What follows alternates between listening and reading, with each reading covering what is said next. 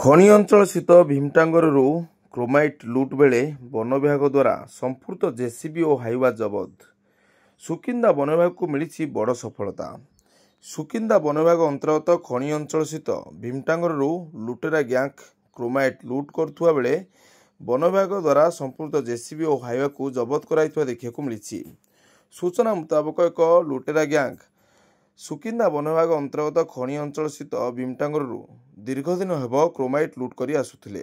କିନ୍ତୁ ଏହି ଲୁଟେରାମାନେ ପୁନର୍ବାର ମଙ୍ଗଳବାର ବିଳମ୍ବିତ ରାତିରେ ଭୀମଟାଙ୍ଗରରୁ ଜେସିବି ଓ ହାଇୱା ସାହାଯ୍ୟରେ ବିପୁଳ ପରିମାଣରେ କ୍ରୋମାଇଟ୍ ଲୁଟ୍ କରୁଥିବା ସୁକିନ୍ଦା ବନ ବିଭାଗ ରେଞ୍ଜର ସୂଚନା ପାଇ ରେଞ୍ଜରଙ୍କ ନିର୍ଦ୍ଦେଶ କ୍ରମେ ରାଁଶଳ ବନପାଳ ରାମଚନ୍ଦ୍ର ତେରିଆଙ୍କ ନେତୃତ୍ୱରେ ଏକ ସ୍ୱତନ୍ତ୍ର ଟିମ୍ ତୁରନ୍ତ ଘଟଣାସ୍ଥଳରେ ପହଞ୍ଚି କ୍ରୋମାଇଟ୍ ଲୁଟ୍ରେ ସମ୍ପୃକ୍ତ ଜେସିବି ଓ କ୍ରୋମାଇଟ୍ ବୋଝେଇ ହାଇୱାକୁ ଜବତ କରି ବୁଧବାର ସକାଳ 6:30 ସମୟରେ ସୁକିନ୍ଦା ରେଞ୍ଜରଙ୍କ ନିର୍ଦ୍ଦେଶ କ୍ରମେ ସମ୍ପୃକ୍ତ ଜେସିବି ଓ କ୍ରୋମାଇଟ୍ ବୋଝେଇ ହାଇୱାକୁ ସୁକିନ୍ଦା ବନ ବିଭାଗ କାର୍ଯ୍ୟାଳୟକୁ ଅଣାଉଥିବା ସୂଚନା ମିଳିଛି।